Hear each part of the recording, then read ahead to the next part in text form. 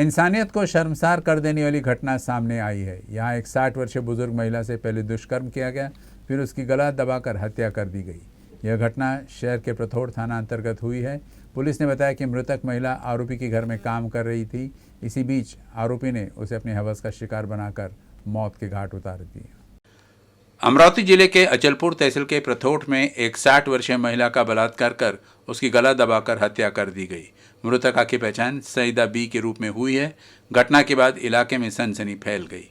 Police ने बताया कि 32 वर्षीय आरोपी विशाल नांदुरकर ने अपने घर में काम करने वाली महिला को पहले अपनी हवस का शिकार बनाया। यही नहीं, दुष्कर्म के बाद उसने वृद्धा की बेरहमी से हत्या कर दी। आरोपी ने शव को अपने घर में रजाई में छुपा कर रखा था, जिसके बाद वह प्रथोट थाने के आसपास भटक रहा था। उसने कहा कि उसके घर में महिला गिर गई और उसकी मौत हो गई। पुलिस जब उसके घर पहुंची तो कुछ नजर नहीं आया। इसके बाद रजाई और अन्य कपड़े हटाकर देखा तो महिला का शव पड़ा मिला। की त्यांची बहीण शगीराबी वय वर्ष 60 ही विशाल नांदोकर राणा तांबटपुराच्या घरामध्ये मृतावस्थेत आढळली आणि त्यांनी आपल्या फिर्यादमध्ये नमूद केलं की तिच्यावर कुकर्म करण्याचा प्रयत्न केला व त्याच माध्यमातून त्याच अनुषंगाने तिचा गळा आवळून खून करण्यात आला अशी ती फिर्याद दिली। आणि सध्या आता अचलपूरला बॉडीचं PM सुरू आहे आणि पुढील तपास हा API ठाणेदार API श्री जाधव करत आहे। त्याचप्रमाणे वरिष्ठांचं मार्गदर्शन त्यांना या तपासामध्ये पूर्णतः मिळत आहे आणि आरोपी काल आपण अटक केलेला आहे। पुलिस ने आरोपी को गिरफ्तार किया है। महिला के शव को पोस्टमार्टम के लिए अस्पताल भेज दिया गया। PM रिपोर्ट आने के बाद ही महिला की मौत कैसे हुई इसकी पुष्टि होगी। वहीं इस घटना को लेकर अमरावती में एक बार फिर महिला सुरक्षा का मुद्दा गरमा गया। कई सामाजिक कार्यकर्ताओं ने आरोपी को कठोर सजा देने की मांग की। आणि आत्ता जी कालची नुकतीच अमरावती जिल्ह्याची घटना आहे, 2 घटना आवर्जून आपल्याला सांगता येईल।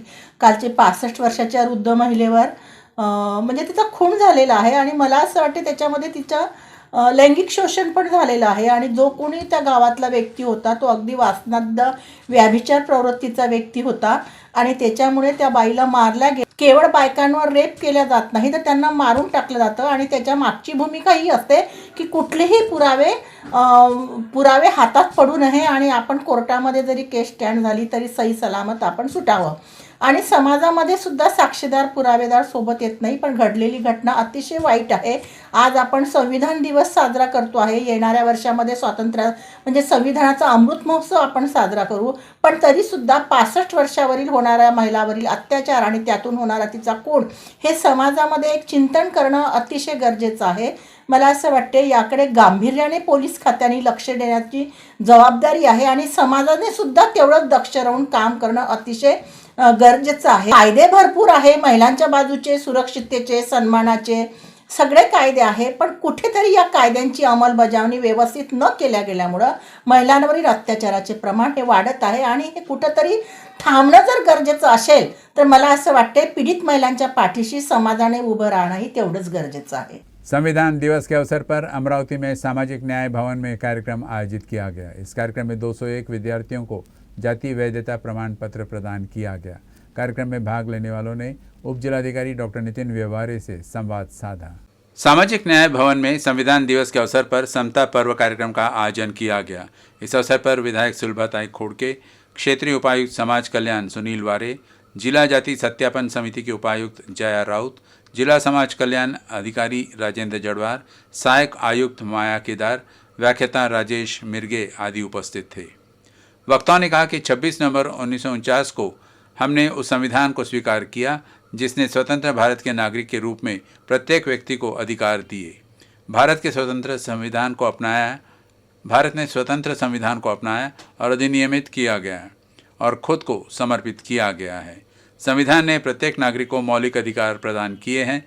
लोकतांत्रिक गणराज्य में संविधान को लागू करना सबकी जिम्मेदारी है। उन्होंने कहा कि यह एक राष्ट्रीय पुस्तक है और भारतीय संविधान ज़मीनी स्तर पर लोगों को न्याय दिलाने के लिए महत्वपूर्ण है।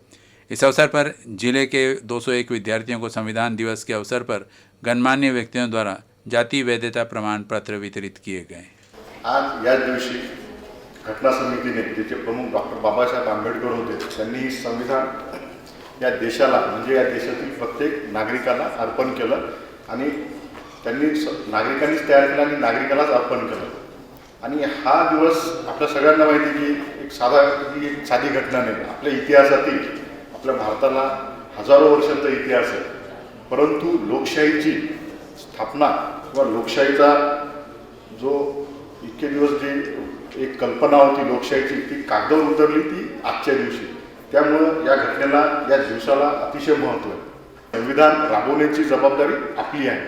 जेव्हा डॉक्टर बाबासाहेब आंबेडकरांनी ही घटना लिहिली आणि देशाला अर्पण केली, या देशातील नागरिकांना अर्पण केली, त्यावेळेस त्यांनी एक विधान केलं.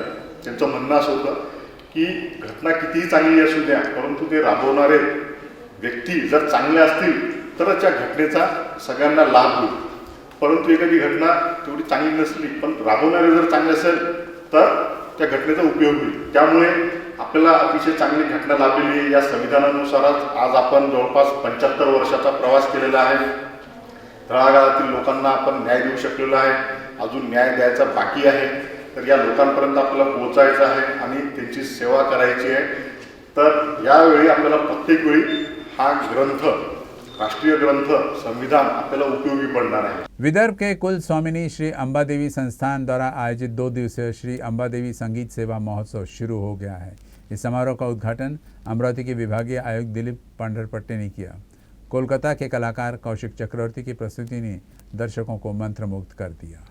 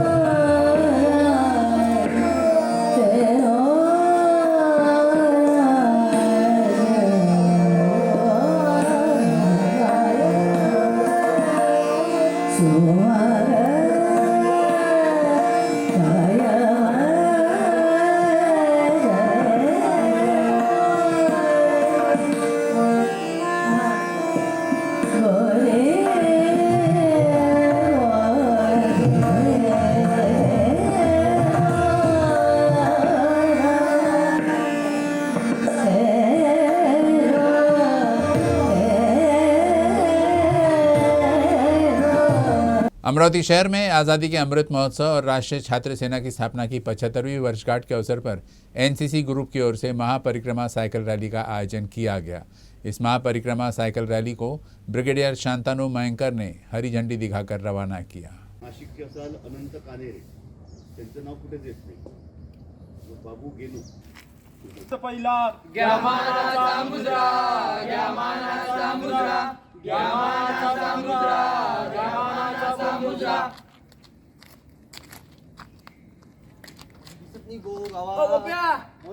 कुठे चालला रे भाऊ? आलाच भाऊ गावात ना फेरफटका मारून. तुला माहिती आहे गावात काय झाली? नाही माहिती तुला गावात काय झाली? नाही. मी सांगतो तुला गावात काय झाली? सांग ना मग.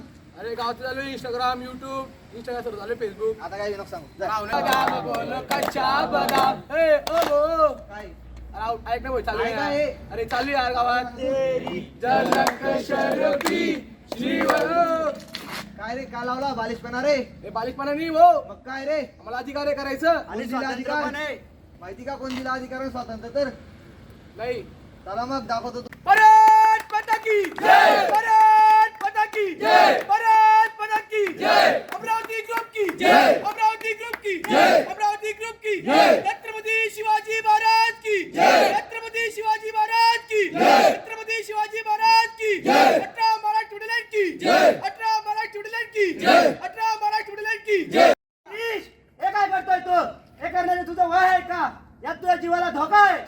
किती क्रांतिकारकांनी आपल्या जीवाची पर्वा न करता या मातृभूमीसाठी बलिदान दिले आणि तुम्ही म्हणता हे तुझ्या करण्याचं वय आहे का? हे फक्त त्यांनीच करायचे का? आपण का नाही? कृपया करून बाबा तुम्हाला थांबवू नका. इंग्रजांनो भारत सोडा, इंग्रजांनो भारत सोडा, इंग्रजांनो भारत सोडा, इंग्रजांनो भारत सोडा, इंग्रजांनो भारत सोडा। तुम्हें क्या लगता है तुम्हारे इन नारों आंदोलन से तुम्हें आजादी मिल जाएगी? स्वातंत्र्य तर आम्ही मिळवूनच राहू. तुमच्या या पोकळ दमक्यांना आम्ही घाबरत नाही. तुम जैसे बहुत गए, तुम जैसे हमने मौत की घाट ए ते सर्व या देशासाठी शहीद झाले. घ्या रे यांना.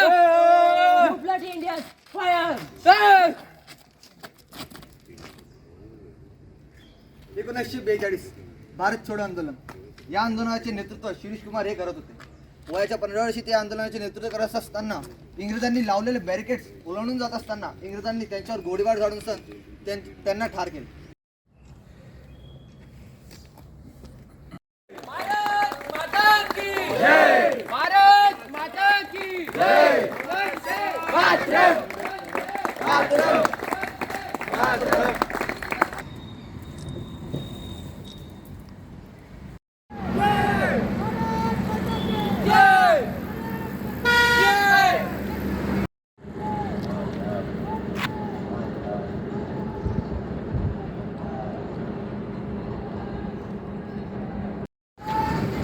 मैं महापरिक्रमा जो साइकिल रैली है उसका ओआईसी हूँ।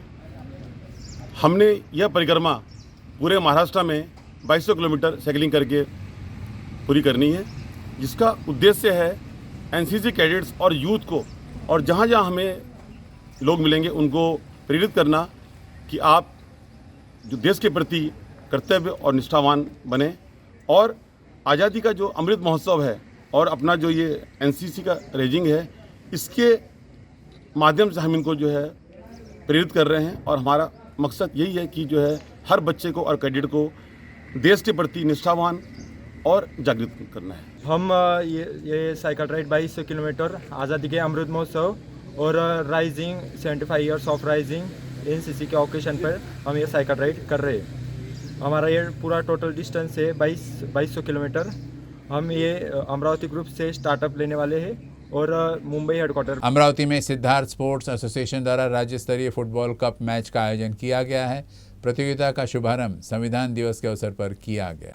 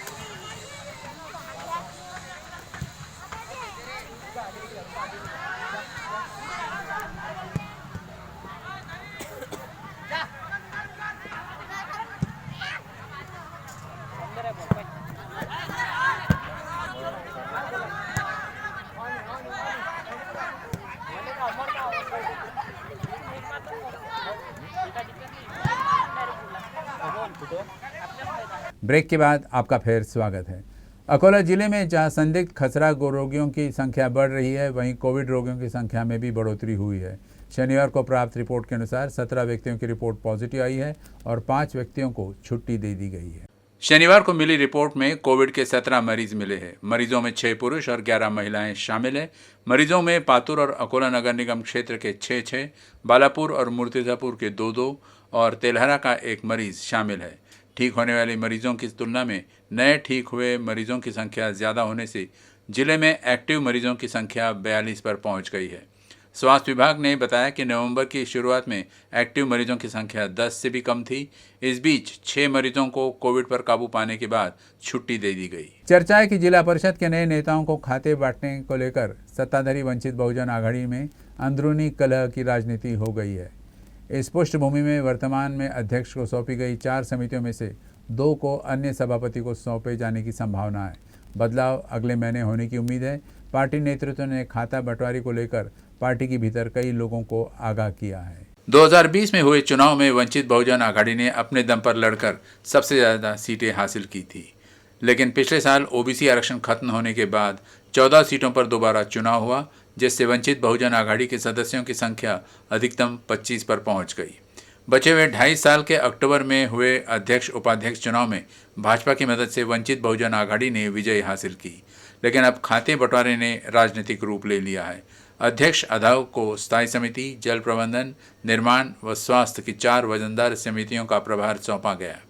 उपाध्यक्ष सुनील फाटकर को वित्त, योगिता रोकड़े को कृषि एवं पशुपालन, माया नायक को शिक्षा समिति का ही प्रभार दिया गया है। मौजूदा उपाध्यक्ष के पास वित्त का केवल 1 खाता है। अकोला जिले के कुछ लोग पातुर और आलेगांव वन परिक्षेत्र के अंतर्गत 40 बंदरों को पकड़ कर ले गए। हालांकि बंदरों को पकड़ने की घटना से वन विभाग बेखबर नजर आया। कार्ला में कई सालों से 40 से 50 बंदर रहते थे, जिससे गांव के कुछ लोग इन बंदरों से परेशान रहने लगे।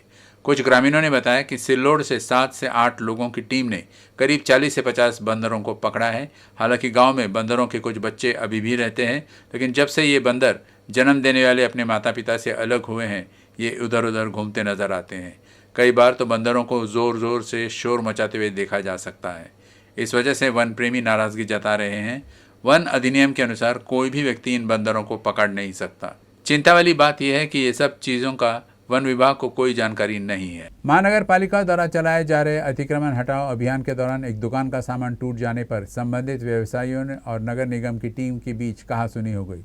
गाली गलौज, मारपीट और धक्का मुक्की को लेकर मामला सिविल लाइंस पुलिस स्टेशन तक पहुंच गया। नगर निगम शहर के विभिन्न स्थानों पर अतिक्रमण हटाने का अभियान चला रहा है। नेहरू पार्क से दुर्गा चौक तक ट्रैफिक की समस्या पैदा करने वाले अतिक्रमण को कल हटा दिया गया था। नगर आयुक्त कविता द्विवेदी के मार्गदर्शन में यह अभियान चलाया गया। अतिक्रमण हटाने वाली टीम के डर से फुटकर व्यापारी अपनी सामग्री पास में ही कहीं सुरक्षित स्थान पर रख देते हैं और जब अतिक्रमण अभियान दल वापस चला जाता है तो इन सामग्रियों को वापस लाकर अपनी दुकान लगा लेते हैं। इसी तरह जिला परिषद विश्राम गृह क्षेत्र में ठेले वालों द्वारा सुरक्षित स्थान पर रखी चाय की टपरी व व्यावसायिक सामग्री को ठेला लगाकर रखा गया। ये दुकानें सिविल लाइंस इलाके में लगाई जा रही थी। ये सामग्री जीपी विश्राम गृह क्षेत्र में ध्वस्त कर दिया गया था। इससे विवाद खड़ा हो गया है। पूर्व मंत्री सुबोध साहू ने महिलाओं के बारे में आपत्तिजनक टिप्पणी करने के बाद रामदेव बाबा पर 5 लाख रुपए इनाम देने की घोषणा की है। अकोला और बुल्ढाना जिले के पूर्व मंत्री साहू ने रामदेव बाबा के बयानों पर रोष व्यक्त करते हुए इस पुरस्कार की घोषणा की है। मी सुबोध भाऊ सावजी, माजी राज्यमंत्री, माजी पालकमंत्री, अकोला बुलढाणा जिल्हा। मी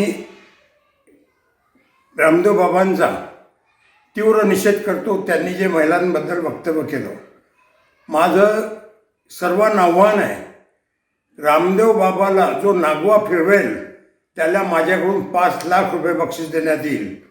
हा नागवा कसा दिसतो हे लोकांनी पाहिलं पाहिजे। धन्यवाद।